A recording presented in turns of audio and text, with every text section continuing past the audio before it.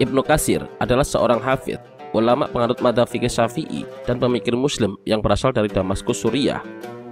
Beliau merupakan penulis kitab tafsir Al-Quran yang sangat terkenal, yaitu Tafsir Quran Ibnu Katsir yang menjadi bahan rujukan di dunia Islam hingga saat ini.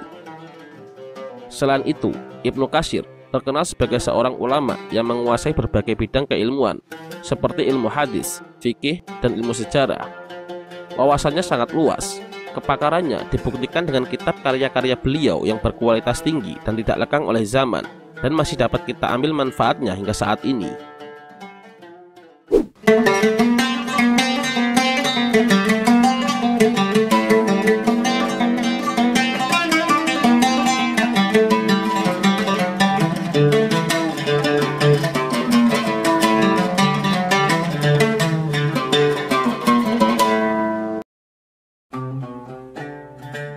Nama lengkap Ibnu Katsir adalah Imam Atin Abu Al-Fida Ismail bin Syihab Atin Abu Hafsah Umar bin Katsir bin Zara Al-Busra Al-Dimashqi.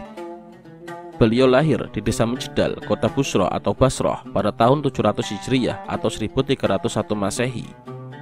Beliau sering disebut Al-Busrawi, yaitu gelar yang dilekatkan pada tanah kelahirannya, Busra atau Basrah. Selain itu, beliau juga digelari Ad-Dimashqi karena beliau tinggal di kota Damaskus.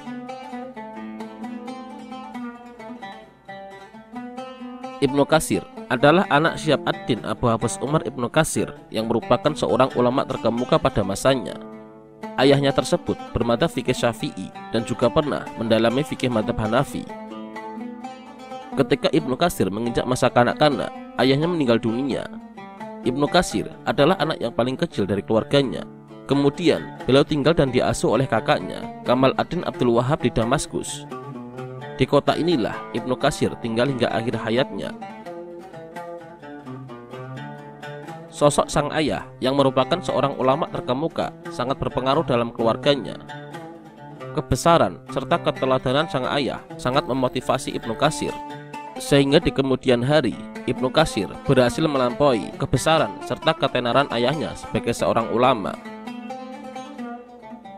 Dibesarkan dalam keluarga yang sangat taat beragama dan menjunjung nilai-nilai keilmuan menjadi modal Ibnu Katsir dalam menekuni banyak ilmu pengetahuan hingga menjadi sosok ulama yang diperhitungkan.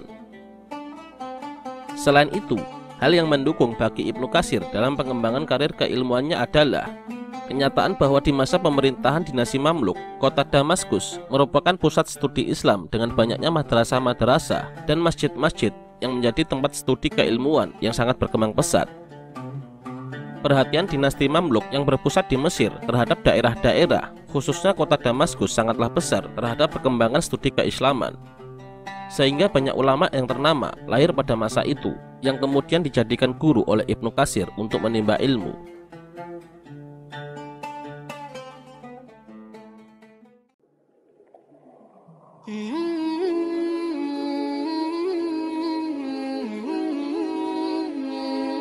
Ibnu Katsir dibesarkan di kota Damaskus. Di sana, beliau banyak menimba ilmu dari para ulama di kota tersebut. Pada usia 11 tahun, Ibnu Katsir menyelesaikan hafalan Al-Quran dan kemudian melanjutkan memperdalam ilmu qiraat. Dalam bidang fikih, Ibnu Katsir berguru kepada Burhan ad-Din Al-Fazari, seorang ulama pengikut madzhab Syafi'i, dan Kamal ad-Din Ibnu Qadi Suhbah. Kepada keduanya, Ibnu Katsir belajar fikih dengan mengkaji kitab At-Tanbih karya Asy-Syairazi, sebuah kitab furu' madzhab Syafi'iyah, dan juga mempelajari kitab Mukhtasar Ibnu Hajib dalam bidang usul fikih. Berkat kedua gurunya tersebut, Ibnu Katsir menjadi seorang ahli fikih yang diakui, sehingga di kemudian hari beliau menjadi tempat konsultasi para penguasa dalam persoalan-persoalan hukum Islam. Kemudian dalam bidang hadis, Ibnu Katsir belajar dari beberapa ulama Hijaz dan mendapatkan ijazah dari Al-Wani, serta meriwayatkan hadis secara langsung dari ulama terkemuka di masanya seperti Syekh Najm ad-Din Ibnu Al-Asqalani dan Syihab ad-Din Al-Hajjar yang lebih dikenal dengan sebutan Ibnu Al-Shahnah. Dalam bidang sejarah, Ibnu Katsir berguru kepada Al-Hafiz Al-Birzali, seorang ulama sejarawan dari Syam yang mempunyai peranan cukup besar dalam keilmuan Ibnu Katsir. Dalam mengupas peristiwa-peristiwa sejarah keislaman, Ibnu Katsir selalu mencari referensi dari kitab tarikh karya gurunya tersebut. Berkat Syekh Al-Birzali dan kitab tarikhnya, Ibnu Katsir menjadi seorang ulama sejarawan besar yang karyanya sering dijadikan rujukan ulama dalam penulisan sejarah Islam. Selain itu, Ibnu Katsir juga berguru kepada beberapa ulama lainnya di Damaskus, yaitu kepada Isa bin Mut'im, Ibnu Asyakir, Ibnu Asyairozi, Ishaq bin Yahya bin Al-Amidi, Ibnu Jarrad, Al-Hafiz Adhabi, Ibnu Taimiyah, Syekh Jamaluddin Yusuf Ibnu Zaki Al-Mizzi, dan masih banyak lagi guru-guru beliau dalam menuntut ilmu. Selain di kota Damaskus, Syam dan sekitarnya, Ibnu Katsir tercatat juga pernah belajar sampai ke negeri Mesir dan beberapa negara lainnya.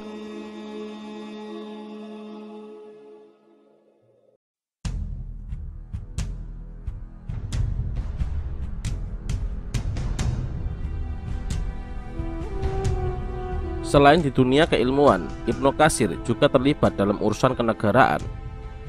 Ibnu Katsir dikenal sebagai seorang yang sangat pemberani. Ia tidak gentar berhadapan dengan penguasa. Beliau akan selalu mendukung kebijakan penguasa yang sesuai dengan petunjuk ilahi. Namun, beliau juga akan berada di barisan terdepan dalam kritik atau memilih berseberangan dengan penguasa jika menyalahi atau melanggar syariat agama Islam. Tercatat, aktivitasnya dalam bidang ini, beliau pernah menanggung siksaan karena mengeluarkan fatwa tentang tolak yang berbeda dengan kebijakan pemerintah. Kemudian, pada akhir tahun 741 Hijriah, beliau ikut dalam penyelidikan yang akhirnya menjatuhkan hukuman mati pada Sufi Zindik yang menyatakan Tuhan pada dirinya atau dirinya adalah Tuhan. Kemudian, pada tahun 752 Hijriah, beliau berhasil mengagalkan pemberontakan Amil Baibugoh pada masa Khalifah Mu'tadid. Pada tahun 759 Hijriah, Ibnu Katsir bersama ulama lainnya pernah diminta oleh Amir Munja untuk mengesahkan beberapa kebijakan dalam memberantas korupsi dan peristiwa kenegaraan lainnya.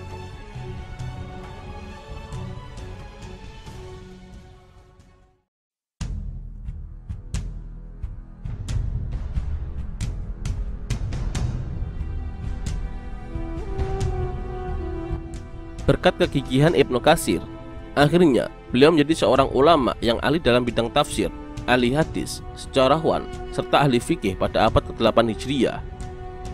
Keahliannya dalam berbagai bidang ini beliau tuangkan dalam karya tulis yang sangat mumpuni dan mendalam. Misalnya, dalam bidang fikih, beliau menulis Al-Ijtihad fi Thalab al-Jihad dan kitab Ahkam al-Abwab at-Tanbih. Dalam kajian hadis, beliau menulis Ikhtisar Ulumul Hadis, Syarah Sahih Bukhari, Takhrijul Hadis Atilah At-Tanbih, Jami' al-Masanid, At-Takmil fil Ma'rifat As-Siqat wa Du'afa wal Majahil. Kemudian dalam bidang tarikh atau sejarah, karya beliau yang paling populer adalah Kitab Al-Bidayah wan Nihayah. Kitab ini berjumlah 14 jilid yang memaparkan berbagai peristiwa sejak awal penciptaan sampai peristiwa-peristiwa yang terjadi pada tahun 768 Hijriah. Kitab ini tetap menjadi salah satu rujukan utama hingga saat ini. Selain kitab Al-Bidayah wan Nihayah, beliau juga menulis kitab Al-Fusul fi Syirat Ar-Rasul atau Asyirah An-Nabawiyah, Tabaqat As-Syafi'iyah, Manaqib Al-Imam Asy-Syafi'i, dan Kawakibud Dorori yang merupakan cuplikan pilihan atau ringkasan dari Al-Bidayah wan Nihayah. Dalam bidang tafsir, Ibnu Katsir menulis kitab tafsir Al-Quran Al-Azim dan Fadail Al-Quran. Kitab tafsir Al-Quran Al-Azim yang berjumlah 10 jilid merupakan karya yang paling monumental. Kitab tafsir ini pertama kali diterbitkan di Kairo, Mesir pada tahun 1342 Hijriah. Dalam kitab tafsir Al-Quran Al-Azim atau yang lebih dikenal dengan sebutan tafsir Ibnu Katsir, menawarkan metode yang berbeda dalam memahami dan menafsirkan Al-Quran. Beliau menawarkan bahwa dalam memahami dan menafsirkan Al-Quran mesti melalui 4 tahap. Pertama, menafsirkan ayat-ayat Al-Quran dengan ayat-ayat lainnya. Menurutnya, inilah tahap tafsir yang paling utama, bahwa sebenarnya makna dan maksud Al-Quran dapat dicari dalam ayat-ayat yang lain. Kedua, menafsirkan Al-Quran dengan hadis Nabi. Maksud dari tahap ini adalah bahwa apabila pada suatu ketika tidak dapat menemukan adanya penafsiran Al-Quran secara gamblang dari ayat-ayat yang lain, maka tafsir Al-Quran harus dicari melalui penjelasan dari hadis Nabi. Ketiga, menafsirkan Al-Quran dengan perkataan atau ijtihad para sahabat Nabi. Langkah ini ditempuh apabila dua langkah sebelumnya mengalami kebuntuan. Alasannya, para sahabat merupakan orang yang paling mengetahui konteks sosial turunnya ayat-ayat Al-Quran. Keempat, menafsirkan Al-Quran dengan pendapat dari para tabi'in. Empat metode itu harus dilakukan secara bertahap serta sistematis, dan tentu saja dengan penguasaan kaidah-kaidah bahasa Arab. Di antara warisan pengetahuan yang beliau tinggalkan, 4 tahapan dalam memahami dan menafsirkan Al-Quran inilah warisan yang paling berharga dari Ibnu Katsir. Oleh karena itu, tafsir Al-Quran Al-Azim atau tafsir Ibnu Katsir menjadi salah satu rujukan utama dalam memahami ayat-ayat Al-Quran.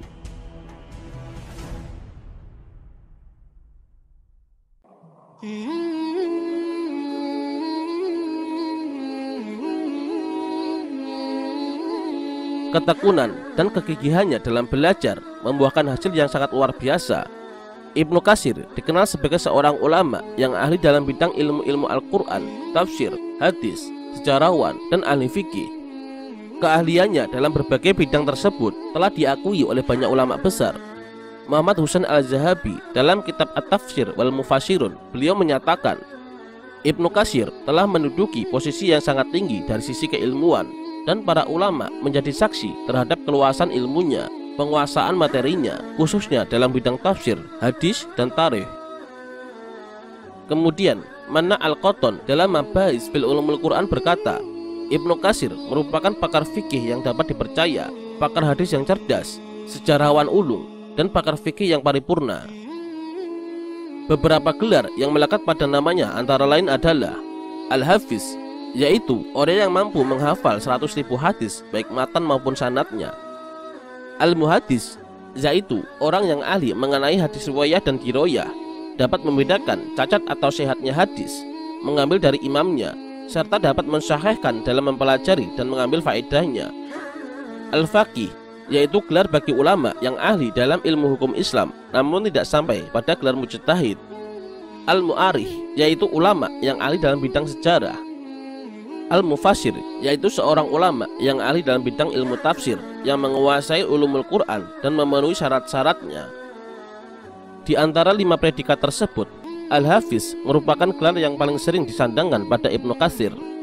Hal ini terlihat pada penyebutan namanya pada karya-karya beliau ketika menyebut pemikirannya. Dalam menjalani kehidupan, Ibnu Katsir didampingi oleh seorang istri yang bernama Zainab yang merupakan putri gurunya, Al-Mizzi.